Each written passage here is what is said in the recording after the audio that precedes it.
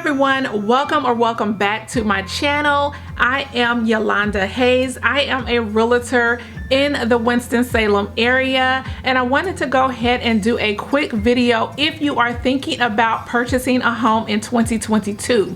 So I have some notes here. These are my important steps and my important tips to buying a home in 2022. This is not the same as all of the past years, y'all. This year and the past 2 years have been the hardest of my career. If you are not familiar with me, I have been a realtor for 15 years, and I have to say I have never seen anything like today's market.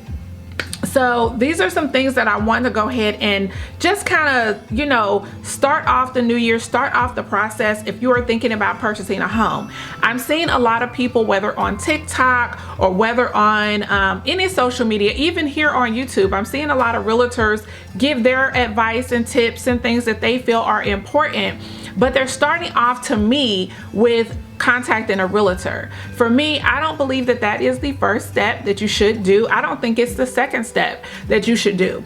The very first tip and step that I see or feel that you should do is the mindset. You want to go ahead and get in the mindset of ownership, of home ownership versus, basically you will be transitioning from renting over to home ownership.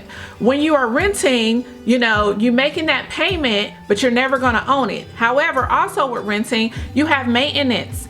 When you own your home, you are responsible for repairs. So those are things, lawn care, you're responsible for the lawn care. This is a mindset shift, and you want to make sure you get that in your head. Also, when I talk about mindset, is that you want to make sure that you're surrounding yourself with positive energy, surrounding yourself with other positive people that are going to encourage you and, pretty much help you through the process. If you have a friend or family member or coworker that are renting, maybe you guys can do it together. Do this journey together and be each other's support team. So that is what I feel is step one.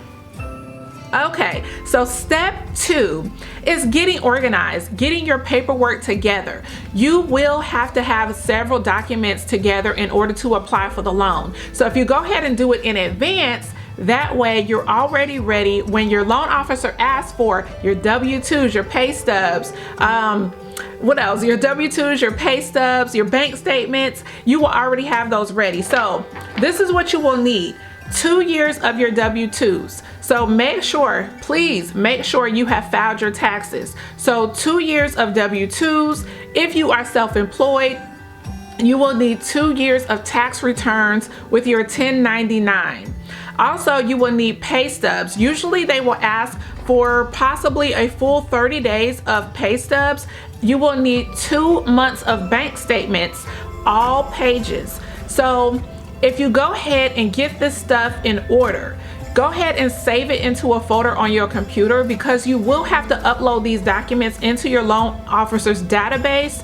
And if you already have this stuff ready, guys, your loan officer is going to be very impressed. One other thing that I want to talk about, when you apply for a loan, you will have to make a list of pretty much all of the things that you are generating money into your home. So when it talks about your debt to income, when it looks at your income, what I have been seeing is a lot of parents putting down that they are receiving child support, and they're using that as a part of their income. Well, please make sure that this is not an agreement that is just between you and the other parent. You do want to make sure that if you are including child support as a part of your income, that this is a court-ordered document signed by the judge. So just keep that in mind. That's a little tip that I wanted to leave you guys with. Tip and step number 3 is to go ahead and select or contact up to 3 loan officers. The reason that you want to go ahead and talk to 3 different loan officers is because you kind of want to shop around. You don't want to just go to the very first person that you go to.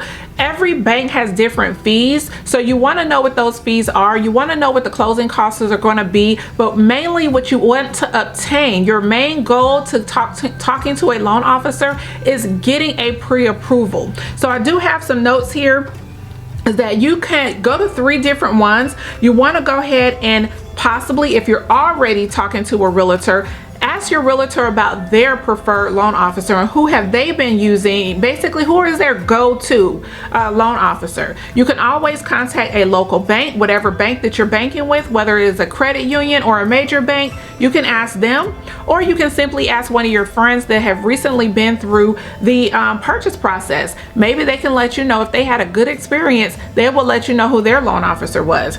Again, if you already have all of your paperwork in a folder, this will make it so much easier. But again, your goal is to get a pre-approval letter.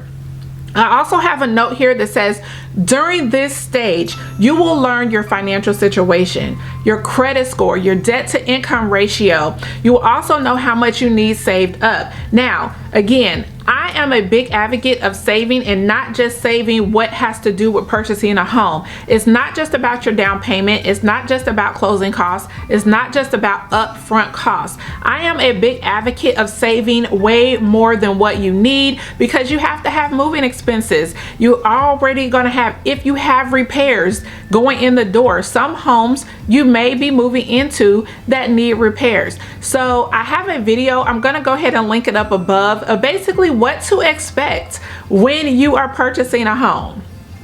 Step 3 is also that stage where I really feel that a lot of people do not purchase a home, or don't even begin the process of purchasing a home, because they don't want people to see their financial situation. So I do have some notes here that a lot of people do not want to begin the buying process because they don't want to face their financial situation if it is bad. So they will continue to rent when they should face the facts head on, create a plan, and set goals. That is what you should do. You shouldn't, hide from the fact that you have bad credit, or you have no money saved up, or you have a lot of debt. You want to put a plan together of budgeting and savings and paying off debt. So that is what you should be doing, not hiding from it. Home ownership is not for everyone, but for those that really want to purchase a home, set a plan. Also, during this stage, you want to go ahead and talk to the loan officer about down payment assistance programs. For me, I am not an advocate of down payment assistance programs. I have another video that I am going to link up. To me, all money is not good money. The programs that the state of North Carolina offer, it just really depends what city you're in, or what county. Sometimes city or county, they have different programs. So for instance, if you're looking in Greensboro, Guilford County has a different program than, say, Mecklenburg County for Charlotte.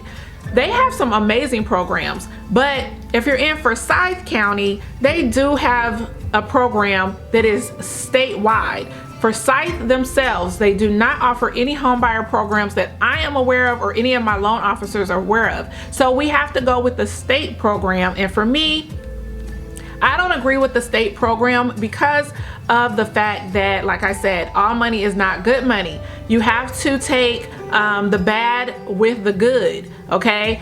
You get $8,000, yes. However, you're basically stuck for 15 years. You can't really refinance or anything to that nature. If you do refinance, you will have to pay this money back. And it's only prorated after the first 10 years. So it's kind of like they're putting a lien against your home for the first 15 years. And it's forgivable.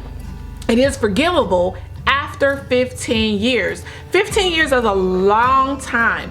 The average time that people remain in their home is about 7 years, and you usually are ready to upgrade or make a change after 7 years. So why go into, basically having a lien put on your home? That is basically another debt, because it's not forgiven until after 15 years. So if you would just have to do a down payment assistance program, step 3, when you're talking to the loan officers, definitely go ahead and ask them what programs are available and what you qualify for. Step 4 is selecting a realtor. So what I have here is I suggest that you hire someone that is experienced, who knows the market, who has good reviews. Make sure that you are doing a Google search on your realtor.